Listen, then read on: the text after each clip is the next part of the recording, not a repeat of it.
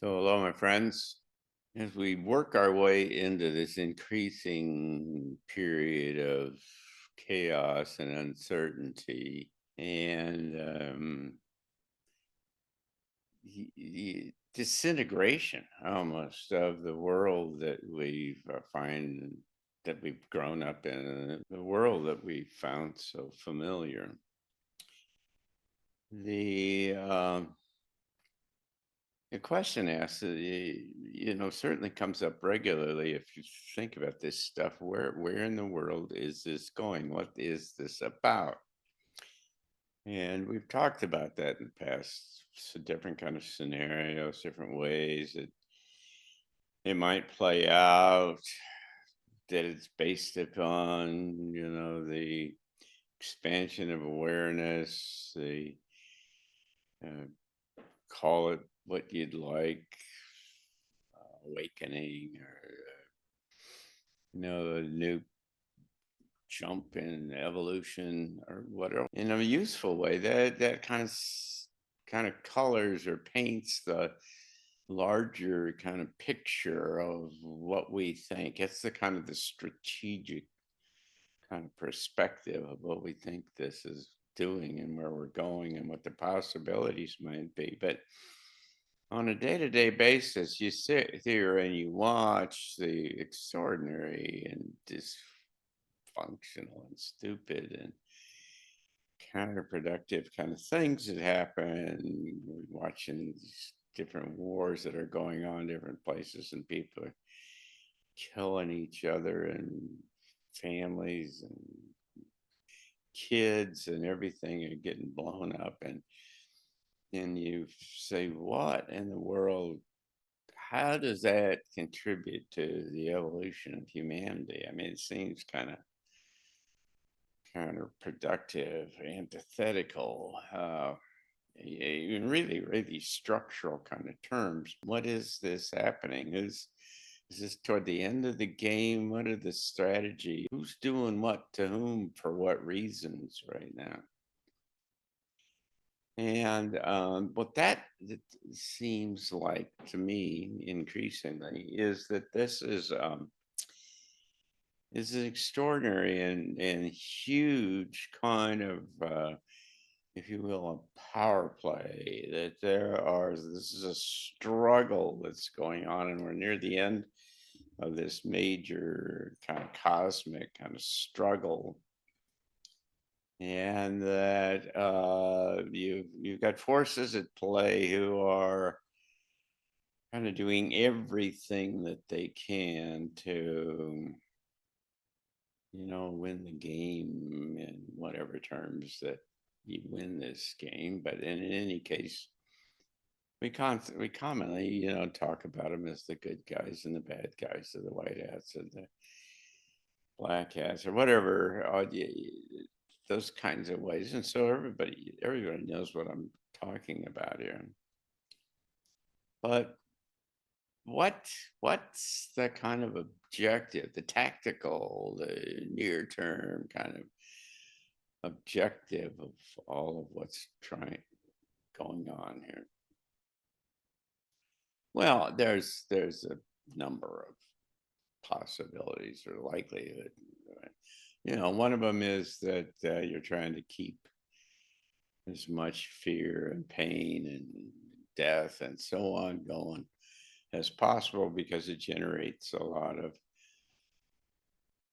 negative energy, which turns out to be sustenance, food for an otherworldly or another, you know, a non-human kind of entity that coexists on this planet. I mean, and that's not just supposition that comes from the Gnostic Gospels and the Nag Hammadi scriptures and so on, and are really quite clear, and as well as much of indigenous and ancient cultures have came to the same conclusion that we live in this space with entities and creatures and intelligences that we cannot see and largely do not know, do not understand and do not deal with or in any kind of conscious way. But they're there. And the reason you can ask yourself why all of the fighting in the Middle East all the time and the animosity and things. And there are explanations, rather coherent explanations that suggest that that's all about these other worldly, they're not really otherworldly, they're other, the non-human kind of forces that live off of, they feed off of that kind of energy, and they've been here for a long longer than we have. And so this whole kind of struggle is existential for them. We're uh, all in this end game, and if they can't keep the pain and the fear and the other things going, then they won't live. They can't eat.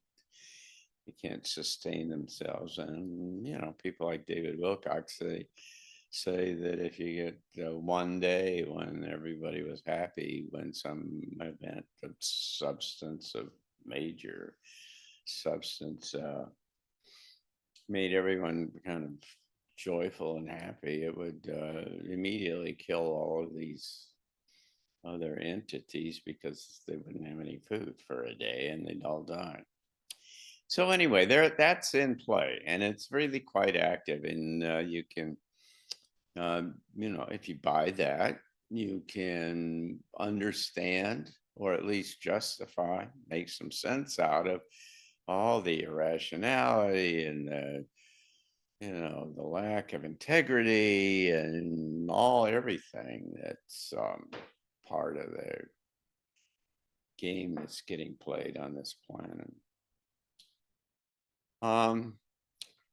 There's also another possibility that is that there is a serious and sophisticated effort in play here um, to suppress the evolution of the human species, and that it's nothing less than that, and that essentially these powers, whoever they are, they're probably almost certainly bigger than humans. Again, probably other dimensional and not necessarily the same ones that feed off of all the negative energy, but it could be. It's hard to tell for sure. But in any case, there are these powers who see that if humans evolve, if they rise to the occasion of this period, of this narrow period of time, this extraordinary period of time, if we get our act together and expand our awareness and increase our consciousness and all of the other kind of things, and we get in touch with and are able to effectively access and activate our intrinsic aspects, things that we are that are in our DNA, we will become something far greater. It's the new human, essentially. We will become something far greater than we have been. And that is really threatening to these forces. So maybe it's a variation of they run out of food because we rise to a different occasion and we see the world in a different way, and we're disinclined to solve our problems with violence and such. It's nothing less than that there are these essential fundamental ideas that we've all grown up with about equity and fairness and justice and honesty and integrity and all these things that are hopefully your parents told you about, and kind of inserted into your who you are, the fabric of who you are. And up until now, the social system, the larger social system, has supported that. It's been, that you could see that those ideas that were kind of drilled into you from wherever, school, church, home, whatever it turned out to, wherever you got it, that those ideas were consistent with the external world that you lived in. So it made sense, right? It had internal consistency. It made sense. And now what's happening is the external world is all going sideways, and it's irrational. And these principles that we you know in your gut or in your heart or wherever it is, you just know that you cannot have a world where there isn't integrity and honesty and other kinds of things, because it just raises all kinds of variables that you just cannot control, and the thing just, there's no good end to that. And so you feel this unraveling of the whole system underneath you, because you know that this is not going well. And then you start to ask yourself, so what in the world is going on? And there are any of a number of kind of answers to that, or positive things that people have posited. One of which is that this is the strategy for generating the catalytic event that uh, drives people, or a significant number of people, into the camp of that is antithetical to where all that is going. We've talked about it as this human development freedom kind of track of the new human and so on. And so you could make the case, you could argue that there's a whole lot of people that are on the fence, and that if you can drive them to the edge of the cliff and scare them to half to death, that they will suddenly realize that they got to be on our side of the fence rather than the other side of the fence. This is not just a theoretical thing. I mean, there are some people who act like, say that they've been briefed, that they're aware of the underlying kind of objectives and the tactics and what's going on, and say that's the objective, to just run this thing right up to the edge of the cliff, nuclear war, whatever it turns out to be, and essentially have everybody say, wait a second, and you start to back up. And maybe that's why you get a global civil war, a broad-based uprising across the planet. But what they're trying to do at this higher level, what this is all about, which is all these things that are going on politically and justice law, jurisprudence, and in terms of international relations and all these things, these are just kind of tactical stuff that is all kind of the tools that are being brought to bear to tamp down this evolutionary jump. And so the on one hand, there's a lot of talk about the objective of all of this stuff that we're seeing, including things like COVID and so on, are all that one of the ultimate objectives is population control or reduction.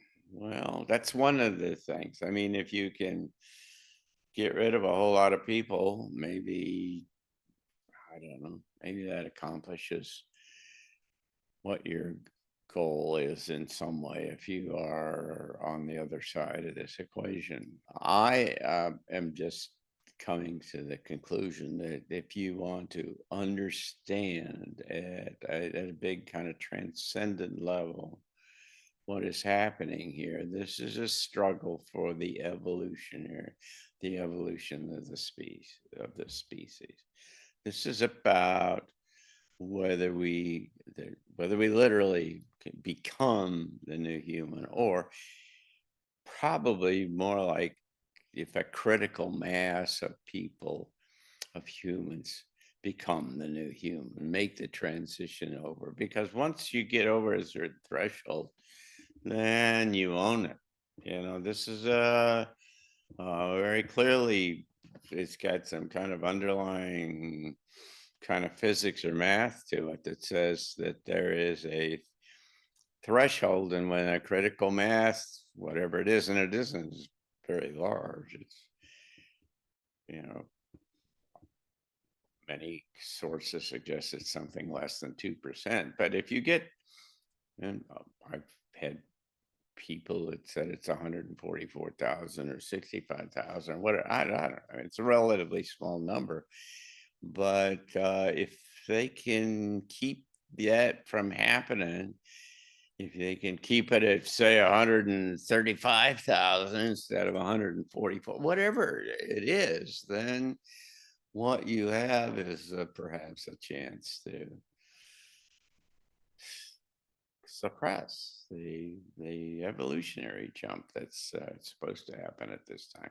So there are, you can, if you think of that, then what it tells you is that it's really very important that those of us who think about these things and are trying to play a positive role in this transition, there are a few things that are as important as trying to make this evolutionary jump, is rising essentially to the occasion, is becoming this new human in whatever incremental steps you can do every day. Um, and um, and and so this is a really interesting and big kind of game that is playing out here, and I just thought it might be interesting to kind of put on the table for you to think about the possibility that this is, nothing less than kind of the attempt to suppress the evolutionary jump of the species. So thank you.